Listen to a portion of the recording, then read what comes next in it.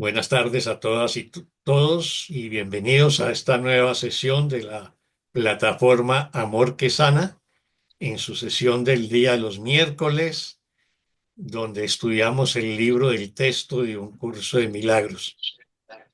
En el día de hoy no vamos a hacer, digamos, la lectura lineal del libro del texto que hemos venido haciendo en los últimos meses, que ya vamos en el capítulo 15, sino que hoy hacemos una especie de paréntesis para reflexionar sobre la Semana Santa y un curso de milagros, dado que nos encontramos en medio de estas festividades tan importantes en el mundo cristiano, en el mundo católico, pero también en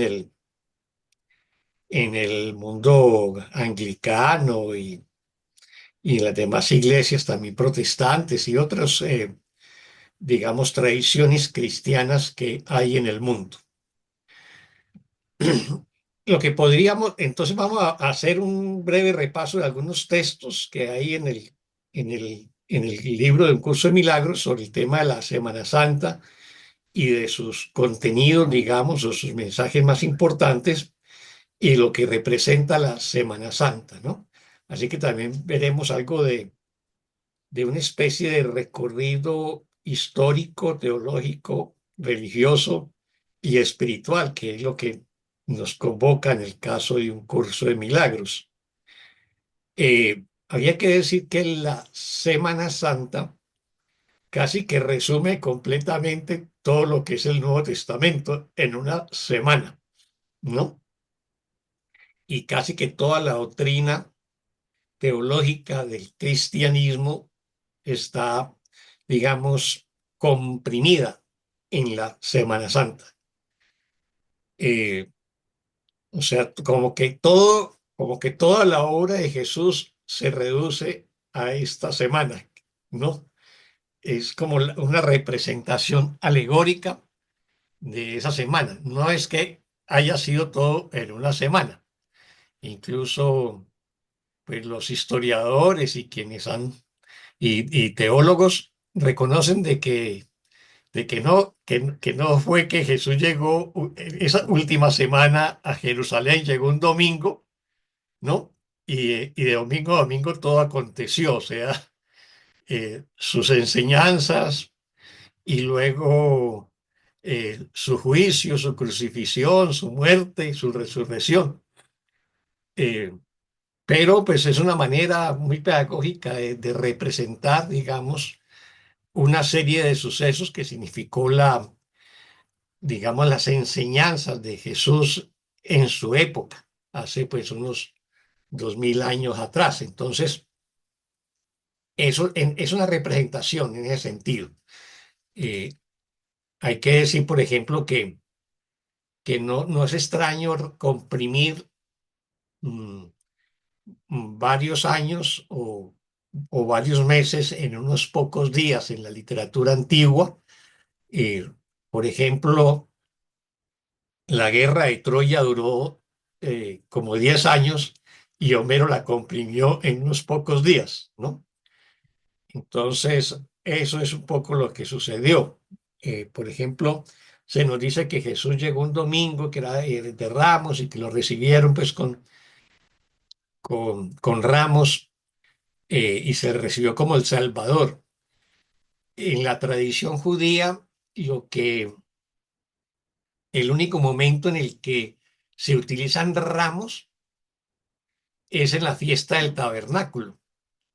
Y la fiesta del tabernáculo se hace en el primer mes del otoño, que es prácticamente los primeros días de octubre. Por ejemplo, como son calendarios lunares, eh, en la tradición judía, pues varían. Entonces, por ejemplo, la fiesta del tabernáculo en el 2025 va a ser entre el 8 y el 15 de octubre de este año, ¿no? Así que si Jesús llegó para esa época, pues estuvo en Jerusalén no 8 días, sino 6 meses, ¿no? Sería eso la, la situación. Y también pues la Semana Santa, tal como la celebramos, también es una festividad lunar. Por eso es que cambian las fechas de celebración de la Semana Santa en la tradición cristiana. Siempre tiene que ver con eh, la luna de primavera que, o la luna de Aries. Siempre cae en luna llena, la Semana Santa. Ya sea, por eso oscila entre el 21 de marzo y el 19 de abril, y en esas fechas es que se corre el- la fecha de la Semana Santa. Pues uno le pregunta a los católicos, a los cristianos por lo general, y les pregunta por qué la fecha de la Semana Santa se corre, y nos van a decir es que es a partir del inicio de la cuaresma, que es el miércoles de ceniza, donde van a la iglesia y le colocan una cruz de ceniza en la frente a la gente, ¿no? Pero ¿qué determina los 40 días previos? ¿Cómo se mide? Pues con la luna llena de Aries o la luna llena de primavera. Es eso. Es tal vez la única festividad lunar que, que tiene el cristianismo, porque por lo demás, pues el calendario gregoriano es un calendario solar, que es el calendario que nos rige. Bueno, entonces, básicamente, la Semana Santa, como dijimos, es una celebración religiosa cristiana que conmemora pues la parte última y central de la vida de Jesús, o sea, lo que en la tradición cristiana llama la pasión, muerte y resurrección. Entonces, obviamente que esto eh, es central en todas las enseñanzas, ¿no? De las distintas, digamos, iglesias cristianas, de la católica, la anglicana, la ortodoxa, las protestantes, etcétera, ¿no? El tema ahí, el tema no nos vamos a centrar en las diferencias de celebración, sino que allí casi cada día de la semana, desde el domingo de Ramos, que empezó el pasado domingo, hasta el próximo domingo, que es el domingo de la resurrección, pues hay una serie de rituales, de ceremonias y de celebraciones que se hacen en el mundo cristiano. Parece que su origen tuvo que ver inicialmente en Jerusalén, donde los primeros cristianos iban a hacer un recorrido por donde estuvo Jesús o donde padeció Jesús, digamos, su pasión, como lo llaman, y recreaban ese recorrido, ¿no? Pero la Semana Santa, como la tenemos hoy, con todos los rituales, las fechas y las cosas, se instituye ya muchos siglos después, prácticamente en el siglo cuarto. Y eso va evolucionando poco a poco cómo se hace la celebración hasta llegar ahora. En esa época simplemente se compartía un ayuno y una cena pascual, eh, era la cena del Señor, ¿no? Eso era básicamente lo que se hacía. Eso en términos, digamos, históricos, para no alargarme mucho sobre ese tema, pero bueno, si hay preguntas, pues las vamos resolviendo también. Entonces, ya desde el punto de vista teológico y desde el punto de vista del curso de milagros, recordemos que el curso de milagros lo que se propone hacer es reinterpretar muchos pasajes bíblicos y obviamente los más centrales de lo que constituyen como el núcleo de las enseñanzas de la Biblia, aquellas que tienen que ver con la creencia en la separación, el sacrificio, pues llamado expiación, el concepto del pecado, ¿no? De la muerte, el juicio final, la resurrección de los muertos, etcétera. y el curso los va a ir reinterpretando a la luz pues de toda una enseñanza metafísica muy completa, muy integral y muy coherente. Así que en este caso nosotros vamos a verlo en, en, en tres capítulos, no completos, sino pasajes de tres capítulos del curso, del libro del texto. El primero es el capítulo 4, que se llama Las ilusiones del ego, y en la introducción. El segundo, vamos a ver el capítulo 6, Las lesiones del amor, que es la introducción y el subtítulo 1. Y el capítulo 20, La visión de la santidad, que su primer título es La Semana Santa. Esto es básicamente lo que vamos a ver desde la perspectiva del curso, cómo se reinterpreta toda eh, esta dimensión de la Semana Santa. Nosotros, como vivimos en la cultura cristiana y hemos sido muchos cristianos eh, practicantes y otros cristianos culturales, pues más o menos sabemos cuál es el mensaje de la Semana Santa, o lo que se recrea o lo que se nos enseña a lo largo de los días de Semana Santa. Mm, Así que veámoslo primero a partir del capítulo 20, que es la visión de la santidad, el subtítulo 1, la Semana Santa. Esto está en la página 474 en la edición antigua, y en la eh, página 483 en la edición nueva. No vamos a hacer una lectura como hacemos en las lecturas semanales del libro del texto, porque no nos alcanzaría el tiempo.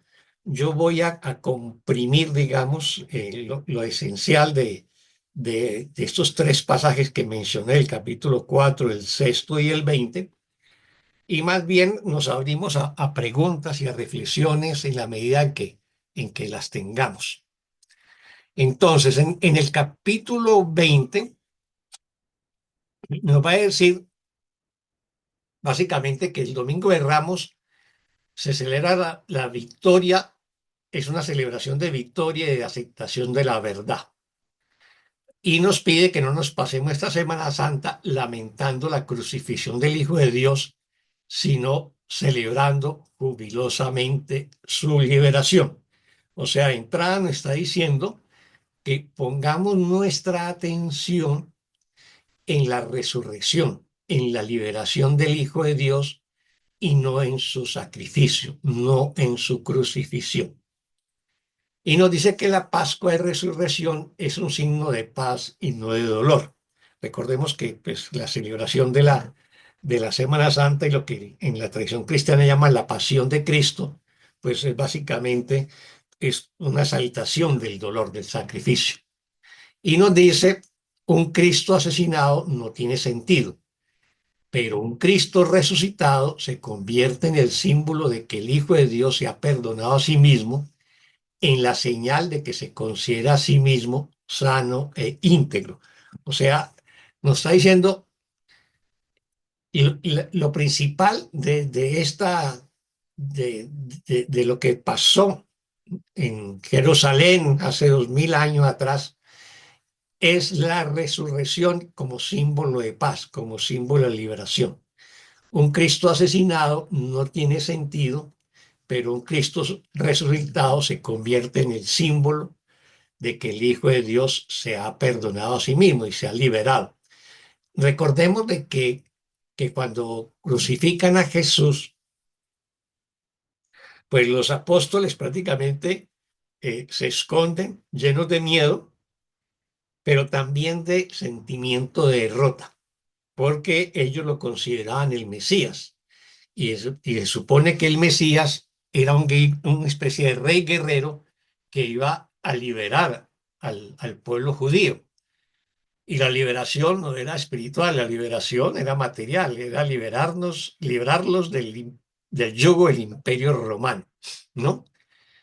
Entonces, en cierta manera, la crucifixión era como la derrota de esa expectativa, ¿no? De ese paradigma que significaba el Mesías que se venía anunciando a través de los tiempos, que se anunciaba por varios profetas del Antiguo Testamento. Eh, en ese sentido, un Mesías muerto, un Mesías asesinado, era pues una derrota y en cierta manera mm, lo opuesto a lo que sería un Mesías, ¿no? Quien va a revertir eso. Y recordemos también y los antiguos discípulos entonces tienen que comenzar a tratar de explicarse esa situación a la luz de la tradición judía. Recordemos que Jesús era judío y que sus apóstoles eran judíos, galileos, ¿no? Entonces, y todo giraba en torno a las enseñanzas de lo que nosotros conocemos como el Antiguo Testamento. Y había algo en el libro del Deuteronomio que decía, maldito aquel que muere colgado de un palo. O sea, un Mesías y colgado en un palo, pues era lo peor de lo peor desde el punto de vista, digamos, de, pues, para los discípulos y para las enseñanzas dentro del mundo judío, ¿no?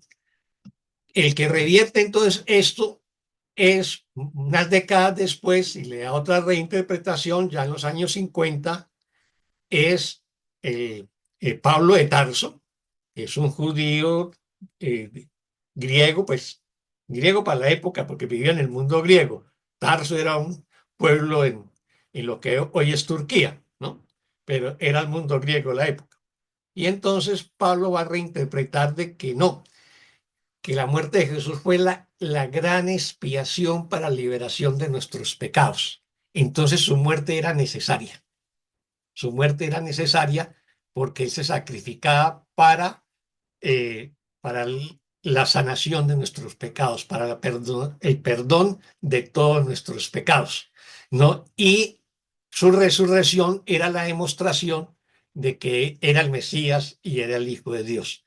Así que Pablo de Tarso va a unir la crucifixión con la resurrección para reformular, digamos, el mensaje de lo que va a ser posteriormente, pues las bases del cristianismo que va a evolucionar después a la construcción de la Iglesia Católica, pero para esa época seguía siendo el cristianismo una corriente más dentro del judaísmo, así como estaban los fariseos, los saduceos, los caduceos, los esenios, etcétera.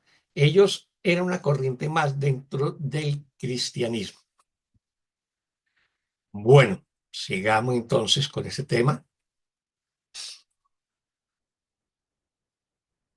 Y luego nos dice, esta Semana Santa empieza con ramos y terminas con azucenas, el signo puro santo de que el Hijo de Dios es inocente. O sea, aquí nos invita a que en vez de ver el domingo que empieza con ramos, el domingo de ramos y el domingo de la resurrección, nos pide que solamente veamos el tema de la inocencia, ¿no? Y no más. Y nos dice, no permitas que ningún signo lúgubre de crucifixión se interponga entre la jornada y su propósito, entre la aceptación de la verdad y su expresión. ¿Qué nos está diciendo? Nos está diciendo nuevamente que no nos centremos en la crucifixión.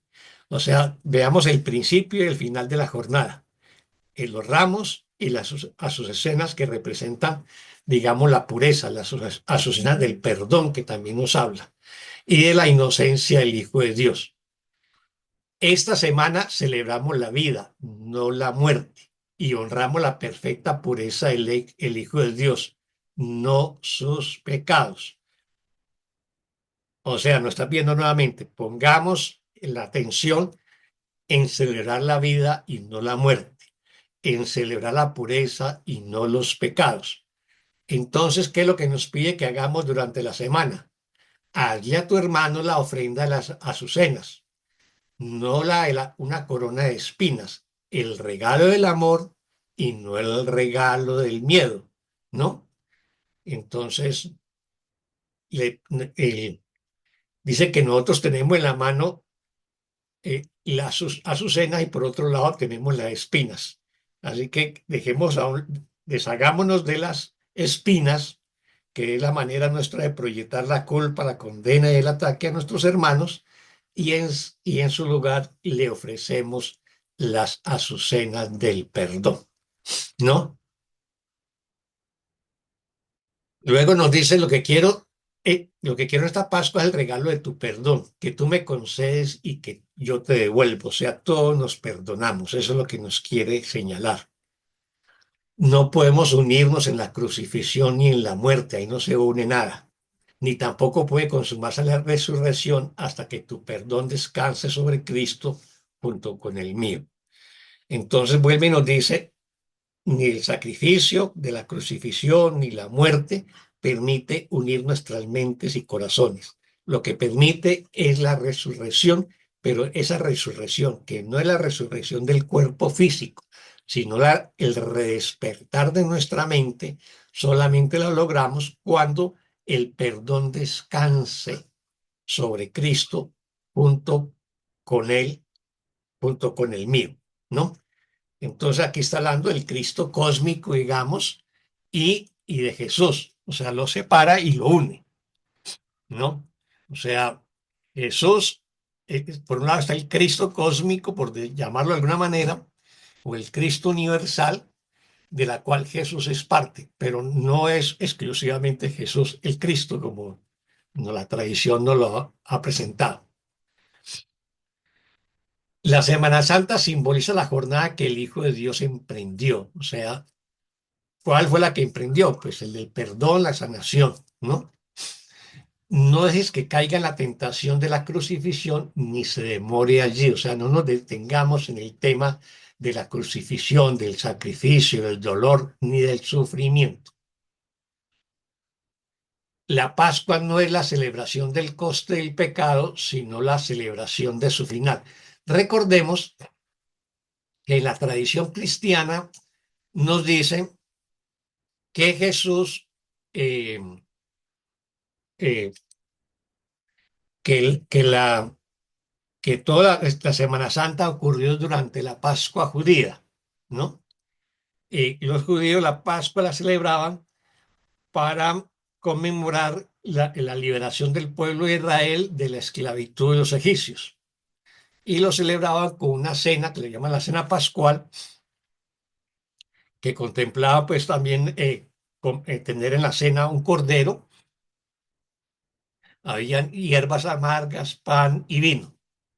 Mas, sin embargo, eso también se cuestiona en los historiadores porque solamente en la cena de Jesús había pan y vino.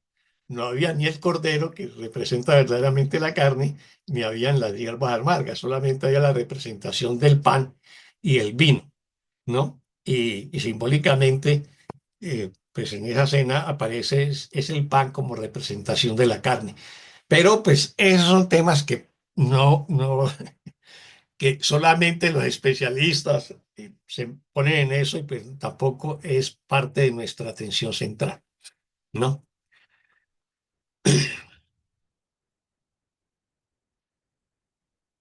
Entonces también nos dice que la temporada de la Pascua es una temporada de júbilo, no de duelo. La Pascua es la temporada de tu salvación junto con la mía, ¿no? Eso es básicamente lo que nos dice en este capítulo 20, el primer subtítulo, y ese es su mensaje, o sea, que lo veamos como una fiesta de júbilo, de perdón, de sanación, no pongamos nuestra atención en el sacrificio, el sufrimiento, el dolor y la crucifixión, ni en la muerte, ¿no? Está ahí ya en ese capítulo 20 que acabamos de ver resumidamente. Luego, en el capítulo 4, las ilusiones del ego, en la introducción, hay un párrafo, el párrafo 3 de esa introducción, que ya va a entrar a examinar un tema que es central en la tradición judeocristiana, que es el tema del sacrificio, y el sacrificio relacionado con la crucifixión. Ya es donde se empieza a cuestionar el sacrificio y a reinterpretarlo, ¿no?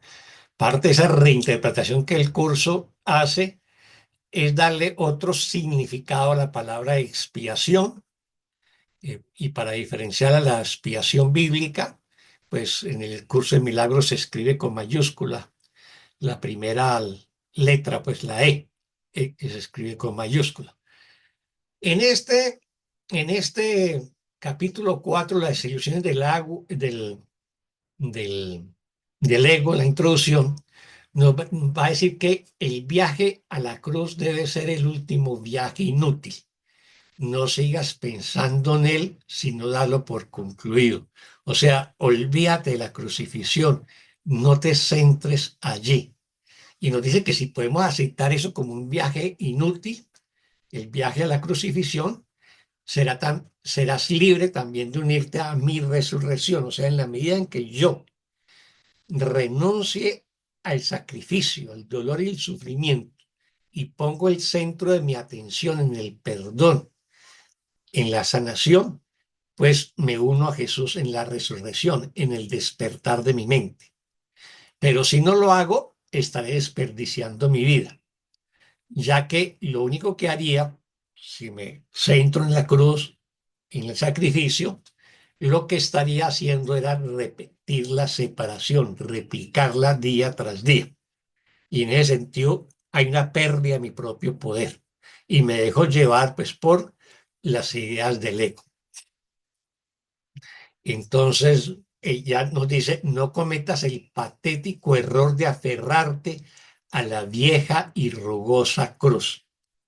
El único mensaje de la crucifixión es que puedes superar la cruz.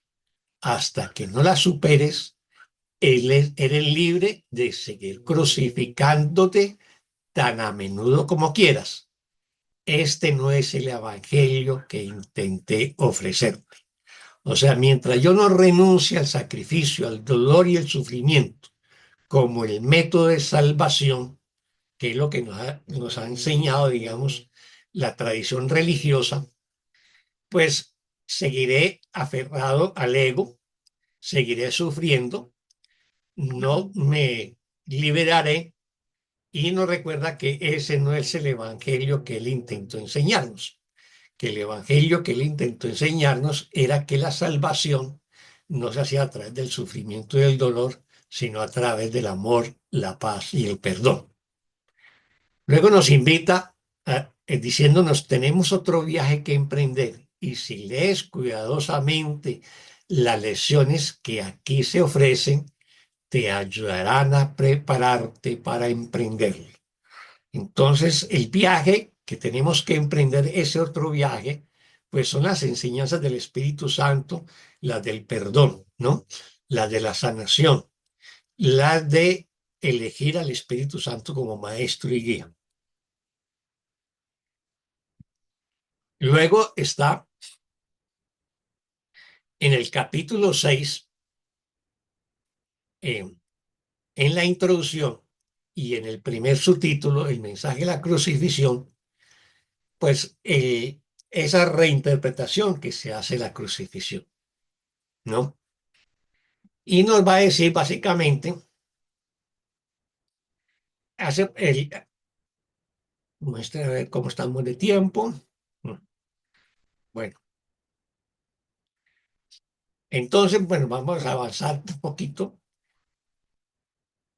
Y nos dice que si nosotros reaccionamos a cualquier ataque, eh, estamos reaccionando desde el ego, porque nos recuerda, tú no puedes ser atacado, el ataque no tiene justificación y tú eres responsable de lo que crees.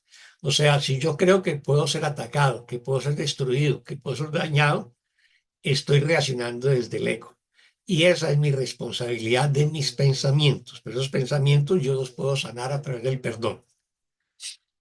Luego nos dice, se te ha pedido que me tomes como modelo para tu aprendizaje ya que un ejemplo extremo es un recurso de aprendizaje supremamente útil.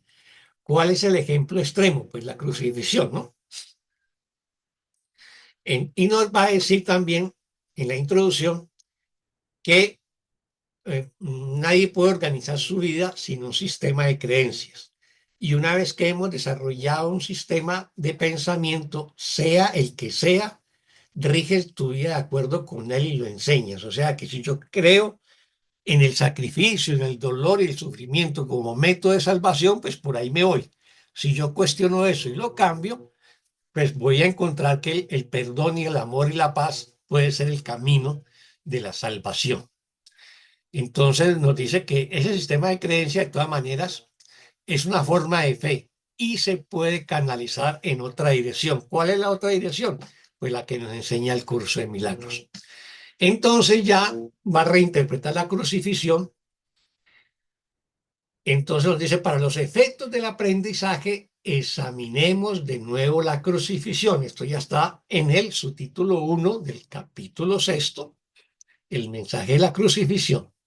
Y nos dice que no fue una forma de castigo, ¿no? O sea, no está pidiendo, a los ojos del mundo, fue una forma de castigo, obviamente. Fue la manera como los sacerdotes judíos decidieron, eh, digamos, impedir que Jesús siguiera dando sus enseñanzas y, y luego cuando se lo entregan al Imperio Romano y lo condenan, pues también es una forma de castigo del Imperio Romano para a todo aquel que se rebelara contra él mismo, ¿no? Pero Jesús nos pide que no lo interpretemos como una forma de castigo. Y nos dice, existe una forma constructiva de la crucifixión que está totalmente desprovista de miedo y que por lo tanto es totalmente benévola en cuanto a lo que enseña si se entiende debidamente. La crucifixión no es más que un ejemplo extremo, perdón.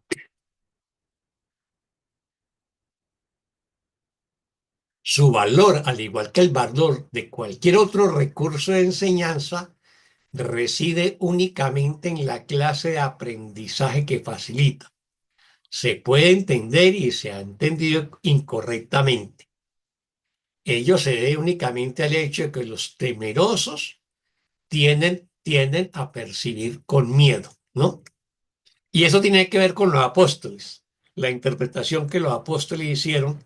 Y en este mismo capítulo vamos a ver cómo, no sé si lo alcanzamos a ver, pero este mismo capítulo y este subtítulo es de los pocos donde Jesús corrige directamente a los apóstoles y dice que no lograron entender completamente sus enseñanzas debido a que todavía percibían con miedo. La crucifixión fue la última jornada inútil que la filiación tuvo que emprender y que para todo aquel que la entienda representa la manera de liberarse del miedo. O sea, nos va a pedir que la reinterpretemos como la manera de liberarnos del miedo y no como una manera para validar el miedo, el temor o el sufrimiento. El propósito de la crucifixión y la manera en que ésta, de hecho, condujo a la resurrección. O sea, nos va a decir que la crucifixión fue lo que condujo a la resurrección y por eso en el primer texto que leímos del capítulo 20 nos pide que centremos nuestra atención en los dos domingos, en el de Ramos, que representa la llegada de Jesús a Jerusalén, y el domingo de la resurrección, que es el del despertar y la liberación, ¿no? Entonces, más adelante nos dice, es probable que haya estado reaccionando durante muchos años como si te estuviesen crucificando. Eso es lo que hacemos desde nuestro ego. Siempre nos sentimos víctimas de algo o de alguien, ¿no? Siempre creemos que nos estamos sacrificando por algo o por alguien. Esta es una marcada tendencia de los que crean estar separados, que siempre se niegan a examinar lo que han hecho de sí mismos. O sea, todos los que estamos separados, o sea, los que eh, aceptamos el ego como nuestro maestro, pues nos sentimos víctimas, ¿no? Y no examinamos nuestras responsabilidades, ¿no? Y nos va a decir, la proyección implica ira, la ira alienta la agresión y la agresión fomenta el miedo. El verdadero significado de de la crucifixión radica en la aparente intensidad de la agresión cometida por alguno de los hijos de Dios contra otro. Esto, por supuesto, es imposible y se tiene que entender cabalmente que es imposible. De lo contrario, yo no puedo servir de modelo para el aprendizaje. ¿Por qué nos dice que es imposible la agresión de un hijo de Dios contra otro o la crucifixión de un hijo de Dios contra otro? Pues porque el curso lo que nos está enseñando es que este mundo no existe, que es ilusorio, que el cuerpo no existe, es ilusorio. Y por lo tanto, el ataque y la crucifixión tampoco existe, son ilusorios. Por eso no es absolutamente imposible. Y si yo no acepto que es imposible, entonces yo no puedo utilizar a Jesús como modelo de aprendizaje. En última instancia, solo el cuerpo puede ser agredido. No cabe duda de que un cuerpo puede agredir a otro y puede incluso destruirlo. Sin embargo, si la destrucción en sí misma es imposible, cualquier cosa que pueda ser destruida no es real. Su destrucción, por lo tanto, no justifica su ira. O sea, todo lo que puede ser destruido en este mundo no es real, ¿no? Lo único real es lo que no puede ser destruido, lo que es inmortal, invulnerable, eterno, como el amor, el espíritu, la mente, la paz, la dicha, la plenitud, bueno, todos los atributos de Dios o del cielo. Entonces luego nos dice que somos libres de percibimos como si nos estuvieran persiguiendo y atacando, pero nos recuerda que si elegimos reaccionar de esa manera, deberíamos recordar, dice Jesús, que yo fui perseguido de acuerdo con el pensar del mundo y que no compartí esa interpretación. O sea, nos dice, yo fui perseguido de acuerdo con el pensar del mundo, pero no lo interpreté como una persecución. Y puesto que no la compartí, no la reforcé. Hay una enseñanza que es recurrente en el curso de milagros y es que no hagamos real el error. O sea, si yo creo en la persecución, si yo creo en el ataque, entonces hago real la persecución y el ataque, ¿no? Es lo mismo que nos está diciendo Jesús. Yo no compartí la interpretación de la persecución y por lo tanto no reforcé la idea de la persecución. Ofrecí por consiguiente una interpretación diferente del ataque que deseo compartir contigo. Si la crees, ayudarás a enseñarla, ¿no? Como dije anteriormente, lo que enseñes es lo que aprenderás. Si reaccionas como si te estuvieran persiguiendo, estarás enseñando persecución.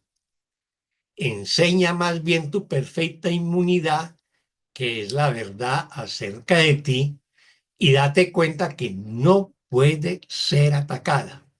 No trates de protegerla, ya que de lo contrario creerás que es susceptible de ser atacada, ¿no? Y luego ya termina con la resurrección diciendo, tu resurrección es tu redespertar. O sea, que la resurrección, desde la perspectiva de un curso de milagros, no es la resurrección del cuerpo, sino el redespertar de la mente. Y luego nos dice, yo soy el modelo del renacimiento, pero el renacimiento es en sí no es más que el despuntar en la mente de lo que ya se encuentra en ella, o sea, el amor perfecto, ¿no? La paz perfecta. Y eso es la resurrección, es renacer a nuestra mente santa, a nuestra mente luminosa, ¿no? Bueno, yo dejo hasta aquí, a ver si,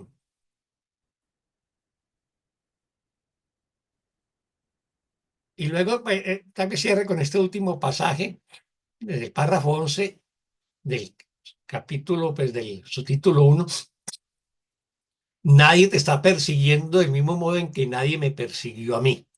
No se te pide que repitas mis experiencias, pues el Espíritu Santo, a quien compartimos, hace que eso sea innecesario. ¿Por qué? Porque pues ya con las enseñanzas del perdón y la sanación, eh, no necesitamos recurrir al sacrificio y al dolor, ¿no? Bueno, dejémoslo hasta aquí, a ver si hay preguntas o comentarios sobre el tema de la Semana Santa y los mensajes de Jesús en el curso de milagros sobre la Semana Santa. Abro aquí.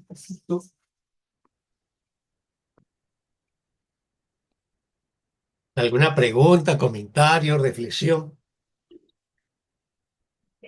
Oscar, buenas tardes. Buenas tardes, Luz Marieta. Estoy haciendo aquí un resumen. ¿Será que me puedes recordar, para ver si apunté bien, todos los títulos del capítulo 20? Ah, ya, ya, ya. Sí, Es prácticamente muy fácil, porque es el capítulo 4, la introducción, el párrafo 3. El capítulo 6, el primer párrafo y la introducción.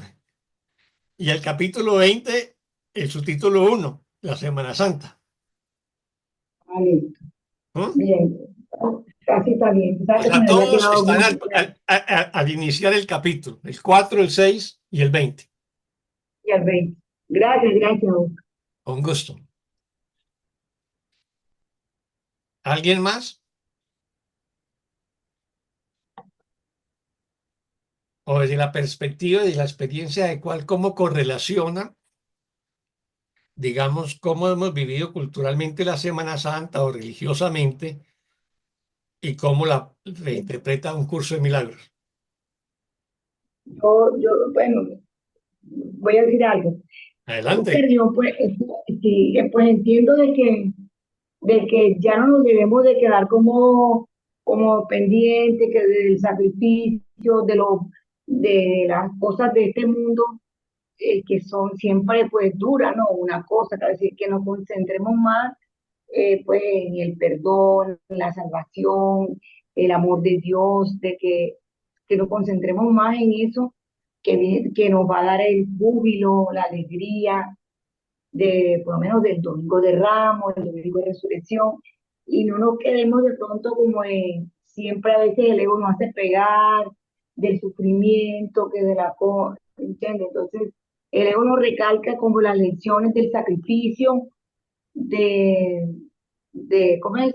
Sí, del sacrificio, del dolor, entonces eso es lo que nos muestra el ego y tenemos es más bien como aferrarnos más como a la alegría, al amor de nuestro Padre, al Domingo de Ramos, las Azucenas. Eso es como cambiar elegir de nuevo y elegir a Dios. Sí. Y elegir el amor en vez del dolor, ¿no?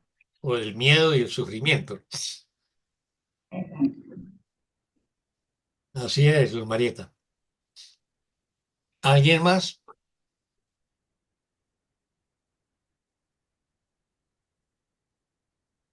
No, yo lo que puedo comentar es que siempre la Semana Santa era una época de mucho como depresión para mí, ¿no?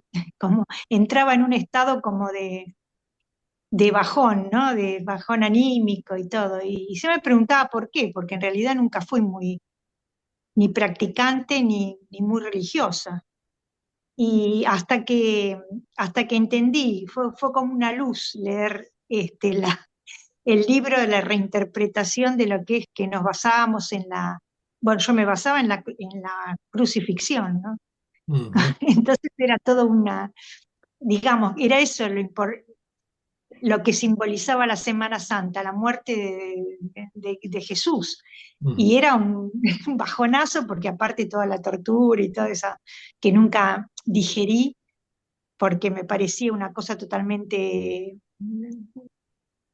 loca, ¿no? Descabellada, y bueno, que no tenía fundamento eso, ¿no? Y después, cuando leí esto, ahora ya no me da más tristeza la Semana Santa, pero sí la verdad me ayudó un montón en eso, porque ahora no entro en ese tipo de estado, al contrario, porque digo, no, es la resurrección lo que realmente, lo que está diciendo, no lo que está simbolizando, no el hincapié que todo el mundo hacía en la muerte, ¿no? Por ejemplo, te ponen en la iglesia también, ahora me mandaron un panfleto, decía, vamos a celebrar la muerte de Jesús. Y yo decía, yo no quiero celebrar la muerte de Jesús. No tengo ni cinco de ganas de ir a celebrar eso, ni iría, ¿no? Pero Ujú. está feo leer eso. En el Sí, panfleto lo ponen por abajo de la puerta, a celebrar la muerte de Jesús. sí, hay Claro, veces porque la gente no examina es lo que significa literalmente eso, ¿no? claro, Celebrar la muerte de sí, Jesús. yo lo interpretaba literal, porque siempre mi mente fue muy concreta. Ahora, bueno, a partir de entender un poquitito de metafísica, entiendo que, bueno, no es al revés. Pero bueno, eso quería decir. Pero me liberó un poco de este bajón, de la Semana Santa. Ujú. Ah, muy No un bien. poco, Muchas gracias totalmente. por compartirme esa experiencia tuya, Vivian. ¿Alguien más?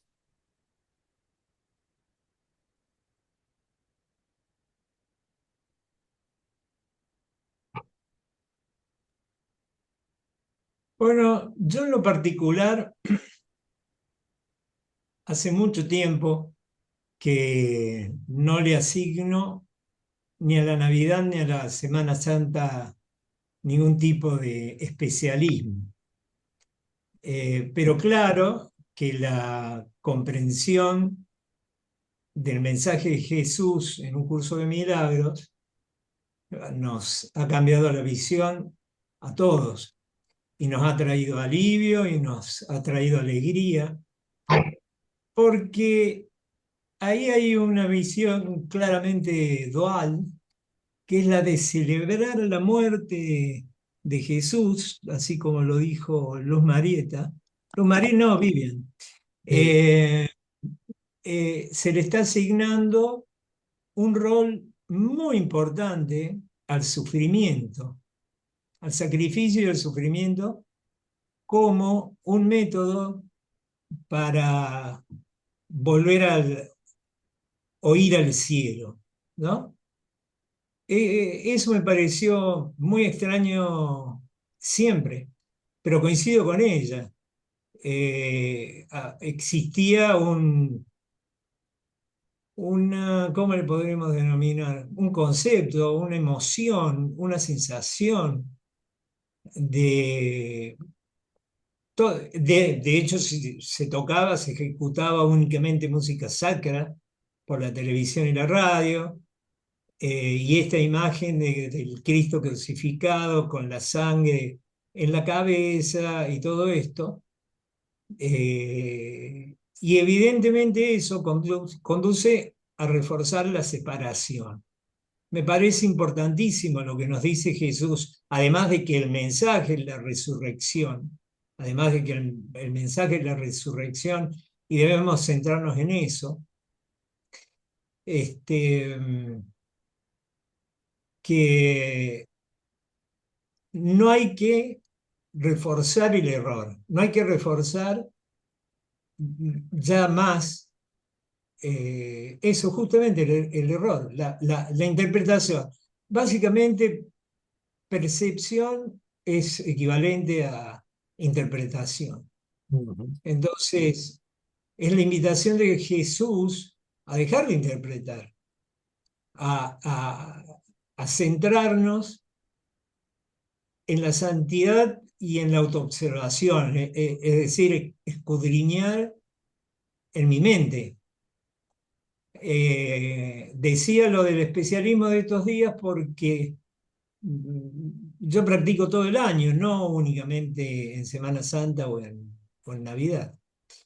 Y me parece muy importante justamente no verlo desde la perspectiva del mundo, sino verlo desde la perspectiva de la expiación, de adherir y observarnos desde la, eso, desde el perdón. ¿no? Los cuerpos, nosotros objetivamos. Entonces, los cuerpos físicos son objetos, son cosas que portan un nombre, llevan un apellido, eh, son cosas y por lo tanto pueden hacer daño y por lo tanto reforzamos nuestra identidad ficticia. Eh, entonces, tener una visión a donde lo principal sea asumir que todo lo que siento es producto de una creencia mía.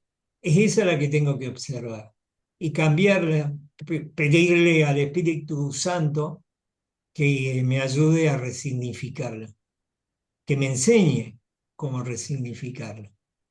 Entonces, para mí ha cambiado todo el significado y hoy puedo decir que disfruto mucho todo el tiempo, ¿eh?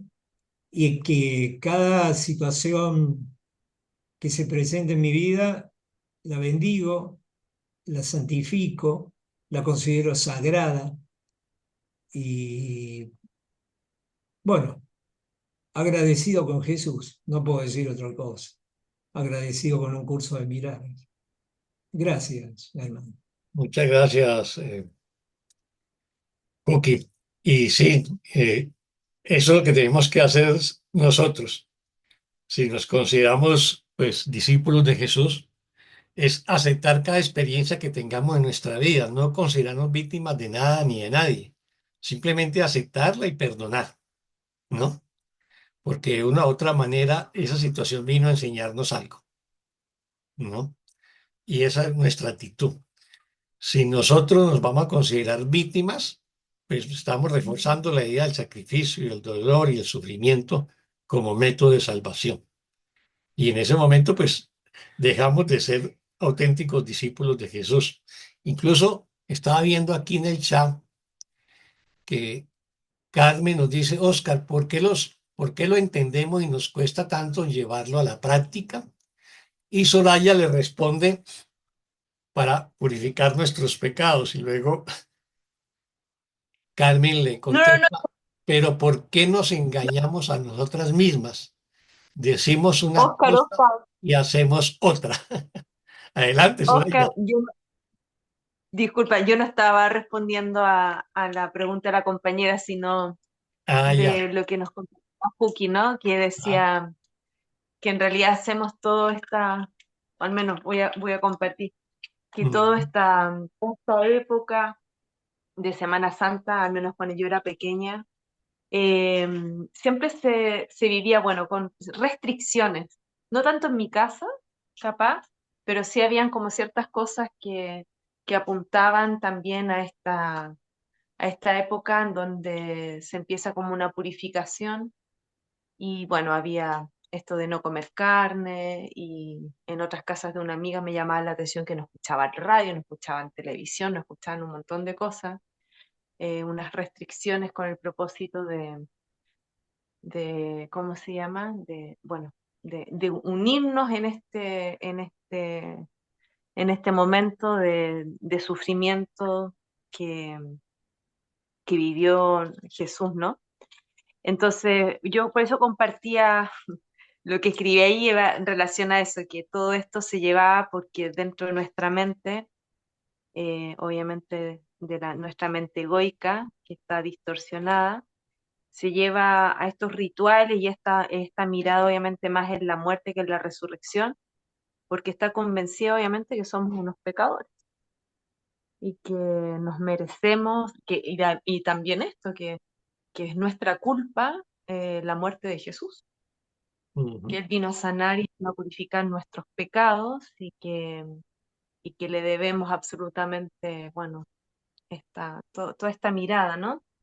Así que, pero gracias al curso de milagro y toda esta resignificación y esta interpretación hermosa que igual tú nos brindaste, que nos ofrece Jesús, cambia la perspectiva completamente y uno se atreve a mirar las cosas de otra manera y solamente esa mirada, como dice Vivi, te saca de ese estado de víctima, de culpa, de dolor, de sufrimiento, de esa tiniebla mental que te lleva a percibirte a ti mismo no como el santo hijo de Dios, sino como el ego quiere que nos veamos, como los culpables y los que merecemos castigo y condena y etc.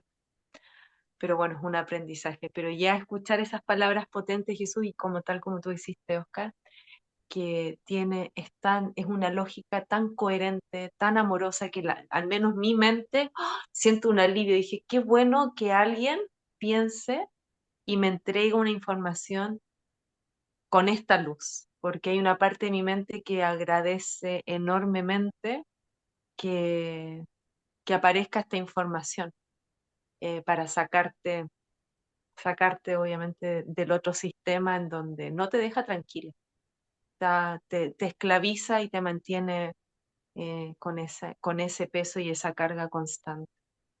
Así que bueno, eso quería compartir. Muy bien, muchas gracias, Soraya. Sí, eso es cierto lo que tú dices, la celebración de la Semana Santa, incluso en épocas, décadas más anteriores, porque veo que Soraya es mucho más joven que yo, se hacía con mucha devoción religiosa y yo me acuerdo que en mi pueblo, pues, hasta los bares no vendían alcohol esos días, las discotecas cerraban, el ayuno era estricto y bueno, y todo estaba dedicado a la celebración religiosa, pero en el fondo lo que nos hacían sentir era que éramos culpables de la muerte de Jesús, de su crucifixión, ¿no? O sea, reforzaban la culpa en nosotros y nos invitaban pues prácticamente a hacer algún sacrificio para de esa manera purificar nuestros pecados. Es precisamente esa idea del sacrificio la que Jesús nos invita a trascender en un curso de milagros. Ahora, en el caso de Carmen, eh, nos dice, pero ¿por qué nos engañamos a nosotras mismas? Decimos una cosa y hacemos otra. Eso nos sucede cuando estamos digamos, bajo la tutela del ego. Cuando tenemos esa mente dividida, yo siempre he dicho que figurativamente parece que tenemos dentro de nosotros el ángel y el demonio, ¿no? El ego y el amor. Y hay veces actuamos desde el ego y decimos cualquier barbaridad y luego nos arrepentimos. Y eso nos sucede y mientras no nos liberemos del ego, pues siempre vamos a tener ese conflicto interior. El tema no es fustigarnos o castigarnos por haber cometido ese error o por haber actuado mal, sino examinar desde la luz del amor, bajo la guía del Espíritu Santo, esos errores y soltarlos, abandonarlos, entregárselos al Espíritu Santo. Ese es el perdón que nos enseña el curso. Ahora, cuando nosotros hacemos, que es lo que Carmen nos dice, bueno, sí, lo podemos entender intelectualmente, más o menos lo que nos dice Carmen, ¿por qué lo entendemos y nos cuesta tanto llevarlo a la práctica?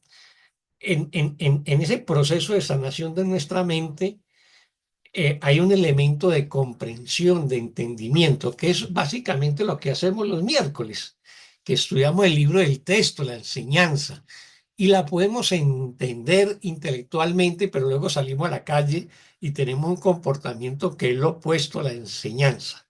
Es porque todavía no la hemos interiorizado en nuestra conciencia.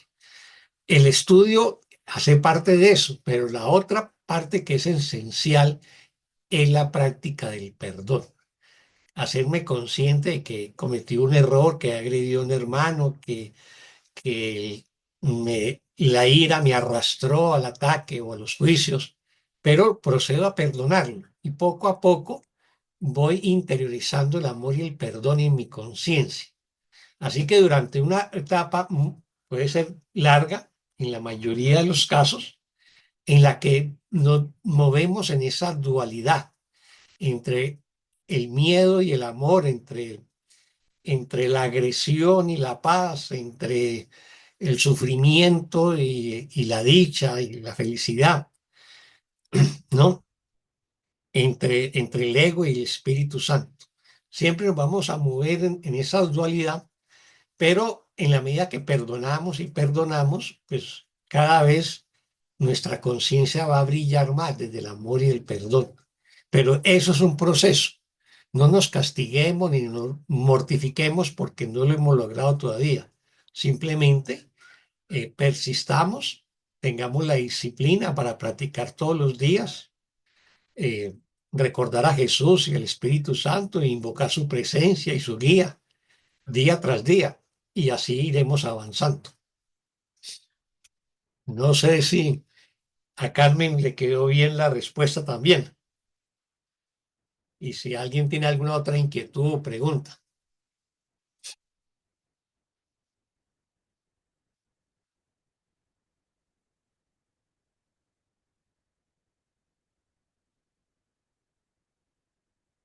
Parece que nadie más. Bueno, voy a aprovechar un pasaje de este mismo último capítulo que estuvimos viendo, el, es el del capítulo 6 y el subtítulo 1, el mensaje de la crucifixión, para ver una cosa que en el curso de milagros no es común, pero se da en este subtítulo 1. Y el curso de milagros, en cierta manera, para decirlo en cierta manera, es como la continuación de la Biblia. ¿En qué sentido? Es que en la Biblia, tanto en el Antiguo como en el Nuevo Testamento, los libros posteriores corrigen hipótesis o dichos o situaciones o afirmaciones que se habían planteado en los libros anteriores, pero nunca se hace de frente, nunca se cuestiona al autor, nunca se descalifica ese texto, sino que simplemente se corrige haciendo una afirmación. Por ejemplo, eh, lo que aparece en, en en el libro del Génesis sobre la expulsión del paraíso, en el Nuevo Testamento, lo que lo va a cuestionar o lo va a corregir es la parábola del hijo pródigo, ¿no? Ya no es Dios que nos expulsó del paraíso porque supuestamente lo ofendimos porque nos comimos una fruta prohibida, sino que ya la hipótesis de Jesús es que fuimos nosotros los que elegimos salir de la casa del Padre y somos nosotros quienes tenemos que elegir regresar a la casa del Padre, ¿no? De esa manera, la parábola del hijo pródigo corrige esa versión de la expulsión del paraíso que está en el libro de Génesis. Y así se corrigen los distintos libros en el Antiguo y Nuevo Testamento. Por ejemplo, el libro del Eclesiastes en el Antiguo Testamento es corregido por el libro de la sabiduría, o el Evangelio de Marcos, que es el primero que se escribió cronológicamente hablando, así parezca de segundo en el Nuevo Testamento, es corregido por el Evangelio de Lucas y de Mateo, pero no se dice de manera directa. Entonces, aquí esta es la única parte de todo el curso de milagros donde Jesús de manera expresa corrige a sus apóstoles. Eso es, digamos, es lo que quería resaltar. Así que en el En el párrafo 6 estamos en el capítulo 6 y también en el párrafo 6, no, en el capítulo 6, párrafo 7, oración 6, dice, mis hermanos se quedaron dormidos durante abro comillas, la supuesta, entre comillas, agonía del huerto. Pero yo no pude haberme indignado con ellos porque sabía que no podía ser abandonado. Recordemos de que antes de que capturaran a Jesús, estaba pues en el famoso huerto orando, eh, y sus hermanos se quedaron dormidos. Y luego llega, pues según cuenta pues la Biblia, pues que llegaron los romanos a capturarlo, ¿no? Con Judas. Entonces, él dice, mis hermanos, ¿no? Supuestamente se quedaron dormidos, pero yo no me indigné con ellos, ¿no? Porque sabía que no podía ser abandonado. O sea, el concepto del abandono es un concepto egoico. Entonces, él sabe que el abandono no existe. Por lo tanto, pues no se va a indignar con sus hermanos porque eh, teóricamente lo habían abandonado. Y luego, en el párrafo 14, nos dice, si interpreta la crucifixión de cualquier otra forma, o sea, distinta a la del perdón, ¿no? La estarás usando como un arma de ataque en vez de como la llamada a la paz para la que se concibió. Y luego a renglón seguido, entonces, va a decir lo siguiente. Con frecuencia, los apóstoles la interpretaron erróneamente por la misma razón que otros lo hacen, ¿no? O sea, dice que los apóstoles interpretaron la crucifixión de forma errónea, ¿no? Por la misma razón que otros lo hacían. Y lo explica de la siguiente manera. Su propio amor imperfecto, o sea, que los apóstoles todavía manejaban un amor imperfecto, o sea, no eran santos, no eran iluminados todavía. Su propio amor imperfecto les hizo ser vulnerables a la proyección y como resultado de su propio miedo, hablaron de la, entre comillas, ira de Dios como el arma de represalia de éste. O sea, los apóstoles dijeron de que se iba a desatar la ira de Dios contra los que habían crucificado a Jesús. Y esa era una interpretación basada en el miedo y en la proyección y la culpa. No pudieron hablar de la crucifixión enteramente sin ira, porque sus propios sentimientos de culpabilidad habían hecho que se sintieran indignados. O sea, aquí ya hay una referencia a los apóstoles donde nos está diciendo que ellos no interpretaron apropiadamente la crucifixión, actuaron con ira y con culpa, y por lo tanto hablaron de la ira de Dios, y eso es el resultado de que todavía pues tenían un amor imperfecto. Ves que es una de las pocas referencias donde se refiere a los apóstoles y los corrige. Luego en el párrafo 15 también sucede lo mismo.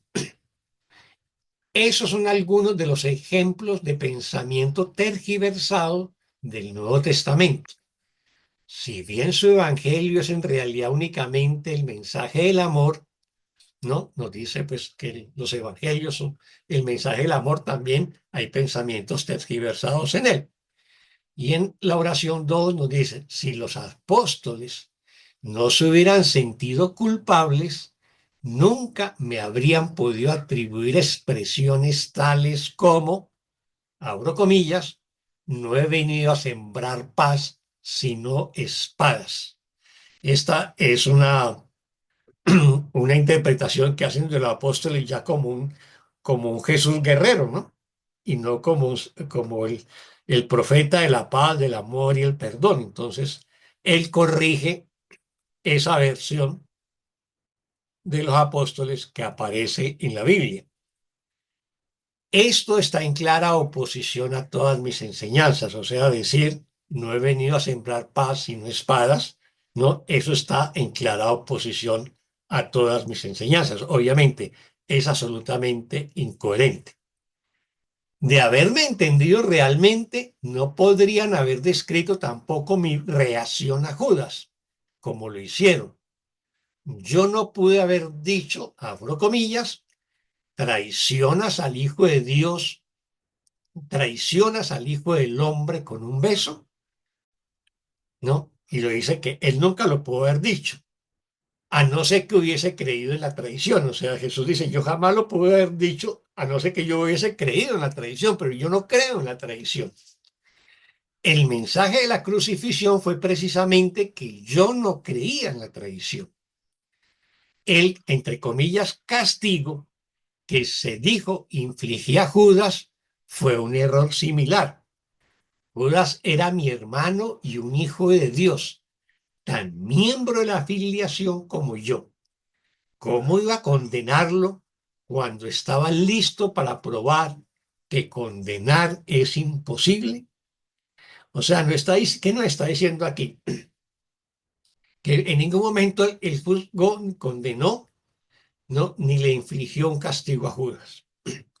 Y no está diciendo que Judas tenía una misión, y era probar que condenar era imposible.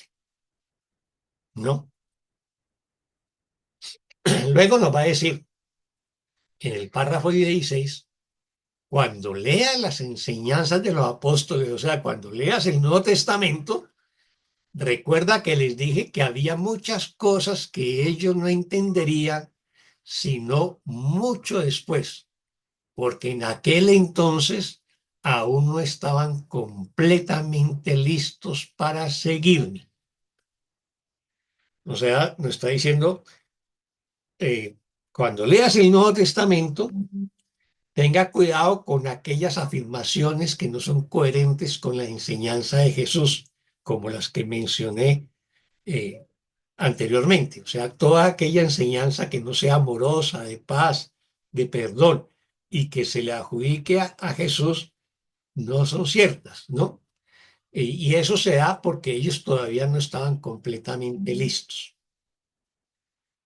No quiero que dejes que se infiltre ningún vestigio de miedo en el sistema de pensamiento hacia el que te estoy guiando. No ando en busca de mártires, sino de maestros. Porque, ¿qué es lo que pasa? En el cristianismo primitivo, como la enseñanza de Jesús se centró en el sacrificio para conquistar la resurrección, y los seguidores de Jesús en el cristianismo primitivo, en los primeros años del cristianismo, buscaban activamente que fueran crucificados, que fueran sacrificados, porque creían que así se iban a redimir. Por eso es esta frase en la oración 3 del párrafo 16. No ando en busca de mártires, sino de maestros. Nadie es castigado por sus pecados, y los hijos de Dios no son pecadores. Cualquier concepto de castigo significa que estás proyectando la responsabilidad de la culpa sobre otro, y ello refuerza la idea de que está justificado culpar. O sea, si yo acepto la idea del castigo como una idea válida, ¿no?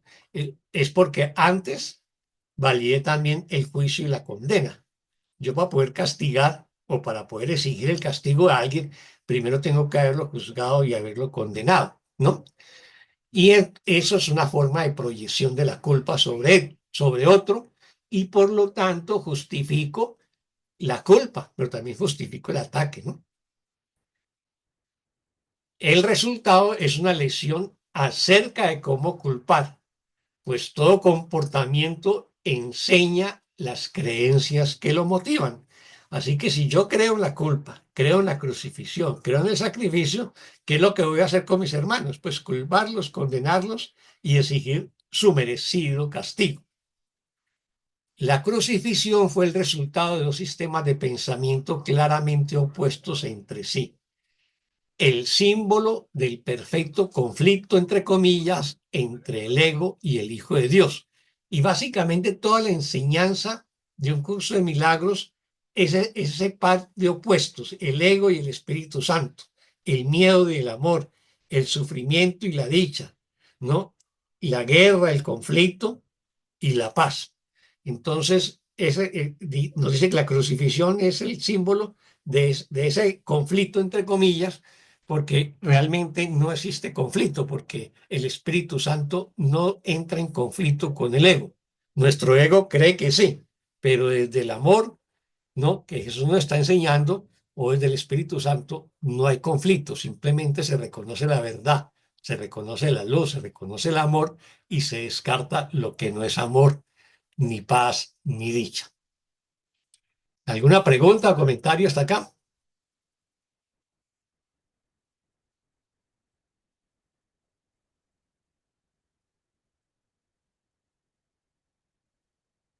Ni preguntas ni comentarios. Gracias, Oscar. Gracias por esa aclaración, porque te escucho y yo no he estudiado la Biblia, entonces tampoco conozco como esa mirada tan católica o cristiana como explica el libro, ¿no? Para mí, obviamente, cuando decía Jesús, no busco mártires, sino maestros, mi mente decía, claro, no quiere mentes culpables o no quiere también ese sistema de creencia que se siga reforzando en ti, sino que quiere una mente que refleje la luz de tu verdadero ser y que no ande acechando o buscando la culpa proyectada en nuestros hermanos. Pero claro, me hace mucho sentido y te agradezco mucho. Me gusta mucho que nos compartas esa parte más cultural de la visión de las religiones, de la religión cristiana. Porque obviamente con lo que tú acá nos compartes, él se está basando en esa escritura sagrada, en la escritura sagrada que todo el mundo eh, conoce la vida de Cristo a través del Viejo y el Nuevo Testamento, que yo no los he leído nunca. No los he leído. Gracias. Gracias a ti, Soraya. Sí, creo que hace mucho tiempo Elías me preguntó que si era necesario estudiar la Biblia para hacer un curso de milagros. Pues técnicamente no es necesario. Solamente que si la lees en algún momento, pues vas a comprender un poco el porqué del curso de milagros, ¿no? O el porqué de sus mensajes, o el porqué de sus reinterpretaciones, etcétera. Pero no es obligatorio. Pero pues como manera de resolver inquietudes de por qué este símbolo, por qué este otro, por qué se dijo esto, por qué lo plantea así, o por qué el curso está lleno de todo ese lenguaje cristiano, pues está dado es porque está en la Biblia. Y lo único que hace es utilizar ese lenguaje, pero lo está reinterpretando. Por ejemplo, la palabra expiación, que se utiliza tanto en el curso de milagros, es la reinterpretación de la palabra expiación de la Biblia, sobre todo el Antiguo Testamento, que antiguamente se hacían sacrificios a Dios como manera de purificarnos de los pecados. Recordemos ese famoso pasaje de Abraham intentando sacrificar a su hijo Isaac y que luego pues es sustituido por un cordero y luego a partir de Abraham se suspenden los sacrificios humanos en la tradición judía y se sacrifican animales, ¿no? Y por eso es que Pablo de Tarso entonces va a llamar a Jesús el Cordero de Dios que quita los pecados del mundo. O sea, el gran sacrificio por la humanidad fue el de Jesús y es el Cordero. ¿Por qué? Porque era la manera como el pueblo judío hacía las ofrendas de sacrificio a Dios, matando un cordero y suponiendo que esa sangre del inocente nos purificaba los pecados. Entonces, digamos que si en algún momento leemos, estudiamos la Biblia, vamos a entender un poco más la génesis del curso de milagros desde el punto de vista teológico, pero no es obligatorio. Entonces ya esa expiación del curso ya no es el sacrificio, sino la corrección del error, no la corrección de la idea de la separación, el principio de corrección. Esa es la reinterpretación que hace, que hace Jesús en el curso de milagro. Entonces ya la expiación es la manera como el amor nos conduce a la liberación a través del perdón y no a través del sacrificio y el dolor o el sufrimiento. Y así sucesivamente son las reinterpretaciones de muchos pasajes bíblicos que hace el curso. Ya la resurrección no es la resurrección de los muertos o la resurrección física de Jesús, sino la liberación de la mente, el despertar de la mente. Esa es la situación. Y a partir de eso, si no hay una pregunta, pues yo haría una breve referencia a eso. Es un tema que los estudiantes de un curso de milagros y la primera estudiante que tuvo un curso de milagros llegó a plantearse esa pregunta: si hubo una resurrección física del cuerpo de Jesús. Y esa pregunta se la hizo Helen Schumann en el año 1976, en octubre de 1976. Se había acabado de no, de publicar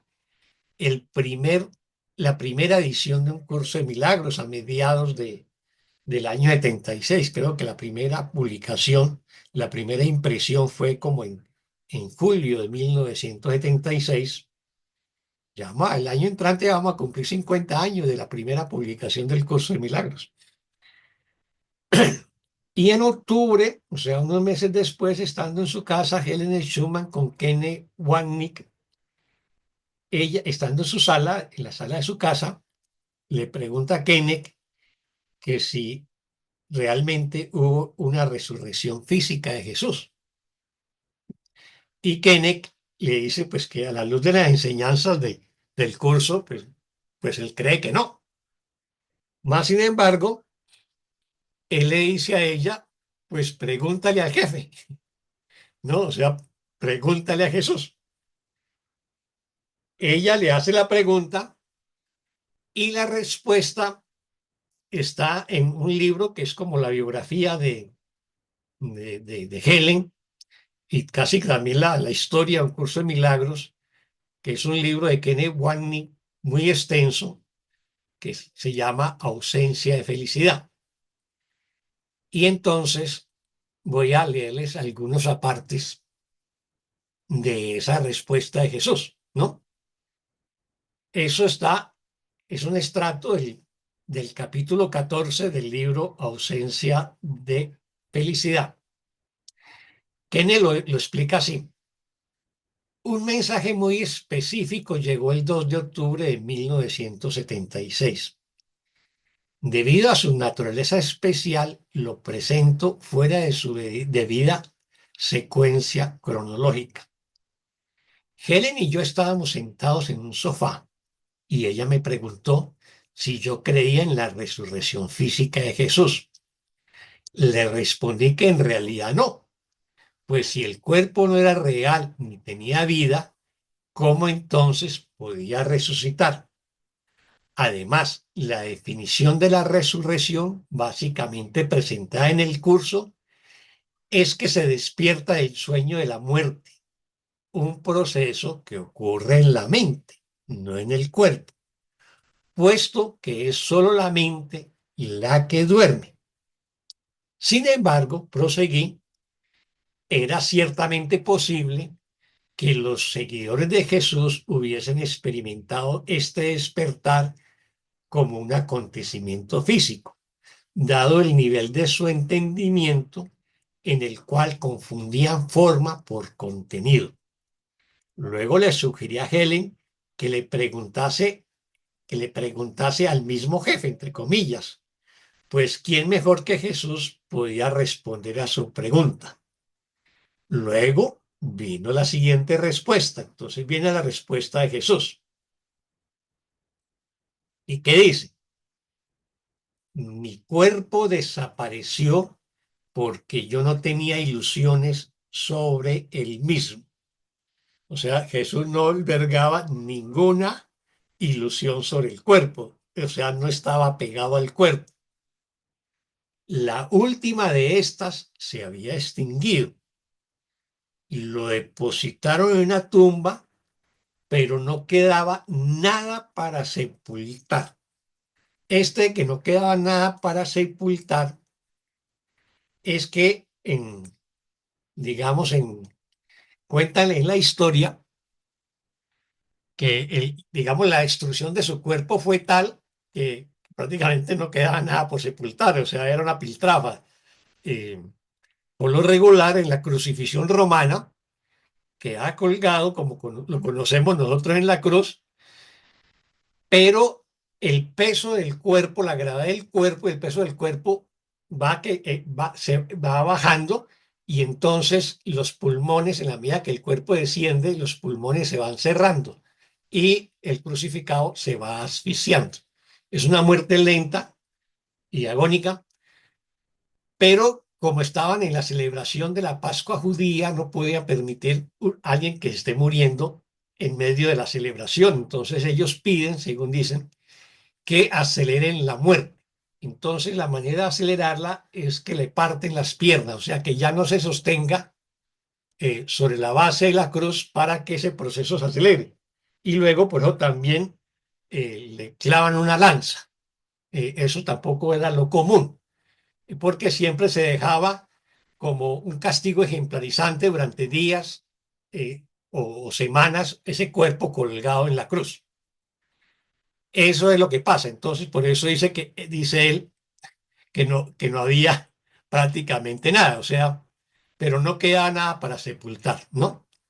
No se desintegró porque lo irreal no puede morir, ¿no? Simplemente, simplemente se convirtió en lo que siempre fue.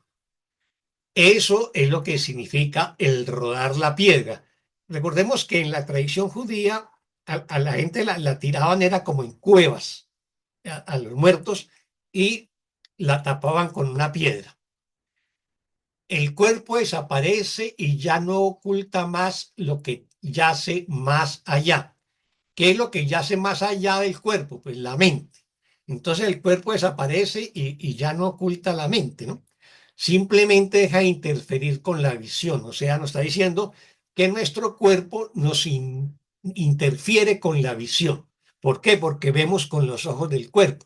Y la visión espiritual que nos enseña el curso no es con los ojos del cuerpo, sino con los ojos del corazón o del amor.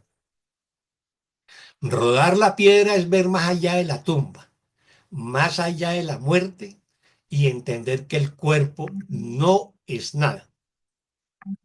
Lo que se entiende que no es nada tiene que desaparecer. O sea, si el cuerpo no es nada, pues tiene que desaparecer. Entonces viene aquí una explicación de que se habla en el Nuevo Testamento de las apariciones de Jesús a sus apóstoles, ¿no? Y lo explica de esta manera. Yo sí asumí una forma humana con atributos humanos posteriormente.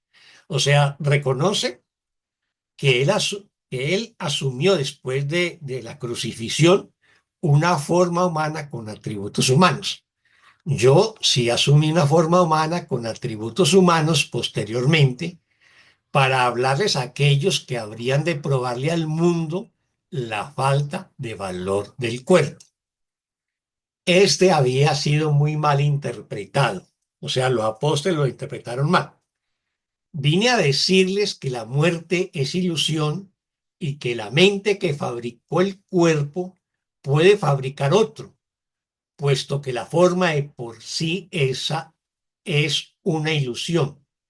Ellos no lo entendieron, o sea, sus apóstoles no lo entendieron. ¿Qué nos está diciendo aquí? Bueno, que él asumió después de su muerte, digamos, de su cuerpo, una forma humana y unos atributos humanos con el propósito, ¿no?, de probarle al mundo la falta de valor del cuerpo y de que la muerte era una ilusión. Pero sus apóstoles lo entendieron mal, ¿no?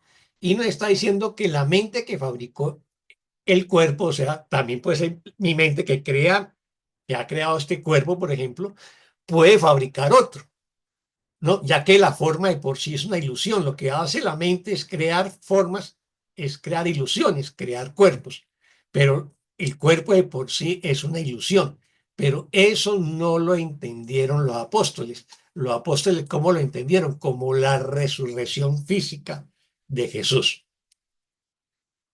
Luego dice, pero ahora te hablo a ti y te doy el mismo mensaje. O sea, le está diciendo a Helen que los apóstoles no le entendieron, pero ahora le habla a ella y le repite el mismo mensaje.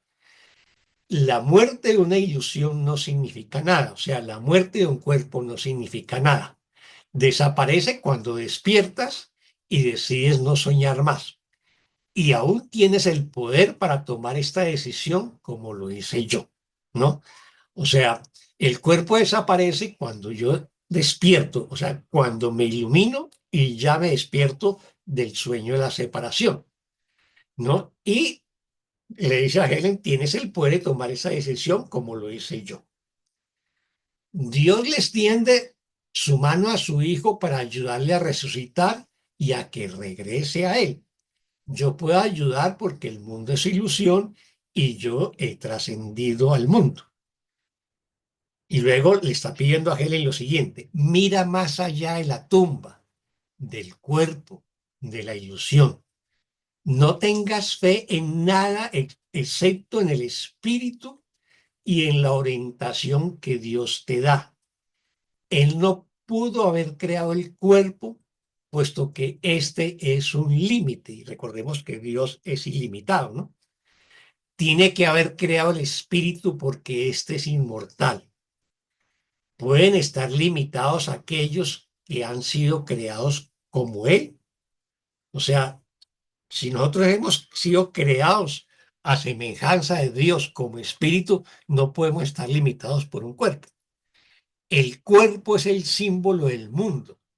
Déjalo atrás. El cuerpo es el símbolo del mundo. Déjalo atrás. O sea, no nos apeguemos al cuerpo. El cuerpo no puede entrar al cielo. Recordemos que en la tradición judía y en la tradición bíblica se supone que Cristo ascendió con cuerpo y alma al cielo, que el profeta Elías también lo hizo, ¿no? Eh, pero aquí nos está diciendo, el cuerpo no puede entrar al cielo, pero yo puedo llevarte allá en el momento que tú lo decidas, pero te llevo como espíritu, no como cuerpo, ¿no? Porque el cuerpo no puede entrar al cielo. Juntos podemos observar al mundo desaparecer y a su símbolo desvanecerse conforme éste lo hace. Y entonces, no puedo hablar de eso, ¿no? El cuerpo no puede quedarse sin la ilusión y la última que se ha de superar es la muerte. O sea, el cuerpo no puede quedarse sin la ilusión y la última ilusión que tenemos en relación con el cuerpo y la muerte. Y dice, este es el mensaje de la crucifixión. No hay orden de dificultad en los milagros. Este es el mensaje de la resurrección. Las ilusiones son ilusiones. La verdad es verdadera. Las ilusiones se desvanecen. Solo la verdad permanece. Bueno, eh, bueno, vale, el último párrafo de este paso. Estas lesiones necesitaban que se enseñasen solo una vez, o sea, la crucifixión. Pues cuando la piedra de la muerte se rueda, ¿qué otra cosa puede verse sino una tumba vacía? Y eso es lo que ve el que me sigue rumbo a la luz del sol y se aparta de la muerte. Trasciende todas las ilusiones, sigue adelante hacia el portal del cielo, a donde Dios mismo vendrá a llevarte a casa. ¿Cómo les pareció el texto? Encantador, voy a comprar el libro. ¿Vas a comprarte el libro? El libro es un libro hermoso. Se llama Ausencia, Sí. Felicidad de Kenneth Wanick. Ahí está la historia de Kenneth, pues de Bill Teofor, y casi la historia del curso de milagros, ¿no? Ujú. Es un libro gordo, Pero, como 600, 700 páginas, pero es precioso. no, pues si es más que el libro gigante, ese es gigante, carajo. Estoy leyendo, pero es larguísimo, pues. Ujú. ¿Lo Incluso has este escuchado? pasaje está en la página 422 y 23 de ese libro. Yo tengo el libro en PDF, si quieren se los comparto para que lo tengan. Ah, muy bien. Muchas gracias, Soraya. Muchas gracias. Sí, lo tengo. O sea, Oscar, que Jesús entonces no resucitó, no resucitó en cuerpo. No, no, no, no, no. La resurrección es el despertar de la mente o el espíritu, la liberación de la mente. Lo que hizo Ujú, él fue fabricarse otro cuerpo, digamos, para aparecerse a los apóstoles y decirle que él había vencido sobre la muerte y que el exacto. cuerpo no era nada. Pero eso no lo entendieron los apóstoles. El tema es el siguiente, es que, eh, por eso también hay que mm, la referencia a la Biblia hay veces son importantes. Hay un arquetipo que es eh, muy importante en, en la Biblia, tanto en el Antiguo como en el Nuevo Testamento, y es la resurrección de los muertos. Desde el Antiguo Testamento hay una promesa de Dios de que va a resucitar a los muertos, y está hablando de todos los muertos. Incluso hay un pasaje del Antiguo Testamento donde dice que los huesos se juntan y luego la carne y los tendones y todo se va reconstituyendo y ese cuerpo que tú tenías hace 5.000 años se reconstruye y todas esas cosas. Eso está en el Antiguo Testamento y está en el Nuevo Testamento, en el libro del Apocalipsis también. Ahí aparece también la resurrección de todos los muertos. Pero es de todos los muertos. Lo que va a reinterpretar el apóstol Pablo con la muerte de Jesús es que la resurrección de Jesús es la primicia, o sea, el adelanto, la prueba de que la resurrección de los muertos de que habla el Antiguo Testamento es verdad y que Jesús vino a demostrar lo que eso es verdad. Y por lo tanto, todos también vamos a resucitar. O sea, Jesús fue la excepción para demostrar que la regla de que todos vamos a resucitar, me trabó la lengua, es así. Y por eso, por ejemplo, en el medioevo, si ustedes visitan catedrales o iglesias en Europa, o tal vez algunas catedrales antiguas en América, la gente se hacía enterrar dentro de la iglesia. Todo el piso, digamos, de las iglesias son puras lápidas ahí con el nombre de algún muerto, porque ellos querían estar lo más cercano a Dios para el día de la resurrección de los muertos. Entonces, si tú tenías dinero, pagabas eso y te enterraban dentro de la iglesia, y si no tenías mucho dinero, en las afueras de la iglesia. O sea, las afueras de la iglesia eran cementerios, porque querían estar cerca de Dios para el día de la resurrección de los muertos. O sea, era una creencia muy potente, muy poderosa para la época y todavía sigue siendo poderosa. esa hace parte del credo de la Iglesia Católica. Creo en Dios Padre Todopoderoso, ¿no? En la resurrección de la carne, ¿no? Dice el credo, que es el credo de Nicea, o sea, del Concilio de Nicea, del año 325. Entonces, esa es una creencia muy potente y muy poderosa.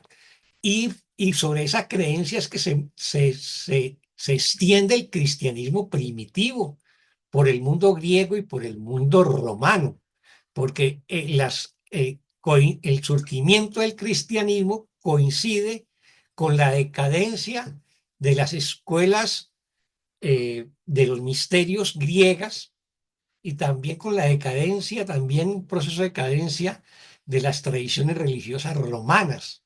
Y entonces el mensaje era que tú morías, pero ibas a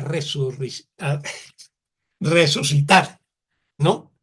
Y entonces era un mensaje de esperanza frente a la muerte que ya se estaba perdiendo en el mundo griego y en el mundo romano. Y entonces era la esperanza de resucitar después de la muerte. Y eso es lo que permitió que el cristianismo se multiplicara. Ahora, lo que hace Pablo de Tarso es que hasta Pablo de Tarso, el cristianismo primitivo era un cristianismo judío. O sea, era una corriente dentro del judaísmo que cumplían con las leyes de Moisés, con la ley eh, eh, mosaica, como llaman, de todo lo que tenía, lo que implicaba la ley, y era para judíos. Pero Pablo de Tarso plantea que no, que hay que abrirlo también para los gentiles y no hay que obligarles que cumplan con la ley mosaica. O sea, no hacerse la circuncisión y todas esas cosas. Entonces Pablo de Tarso hace ya de Jesús no el salvador de los judíos, sino un salvador universal. Y eso es lo que permite que el cristianismo se abra a, digamos, a otros pueblos y a otras culturas, porque ya está desligado de la nación judía, del pueblo judío, de la tradición judía y de la ley judía específicamente, ¿no?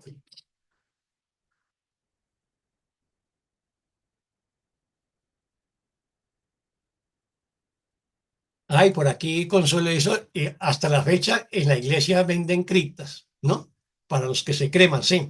Y también criptas para los que entierran y luego recogen los huesos años después y los meten en esas criptas. Eso es cierto. ¿Alguna otra pregunta? ¿Comentario? ¿Nota de pie de página? ¿Fe de ratas? ¿De acuerdo? ¿Desacuerdo? ¿Ninguna de las anteriores? Bueno, pues yo creo que entonces con esto damos por concluida la jornada de hoy sobre el curso de milagros y la Semana Santa.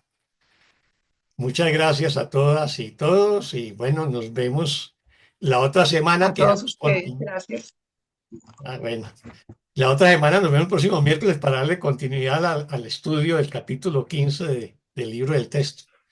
Así que tengan una feliz Semana Santa, muchas Muchas gracias, bendiciones, mucha Oscar. oración, mucho amor. Gracias, gracias. Oscar, Que gracias. Dios los bendiga. Gracias. Gracias, Bueno, Oscar. hasta A pronto. mucho dulce. Fiestas Pascuas para todos. Felices Pascuas para todos. Así. No coman mucho dulce. Muy bien. Bueno, adiós.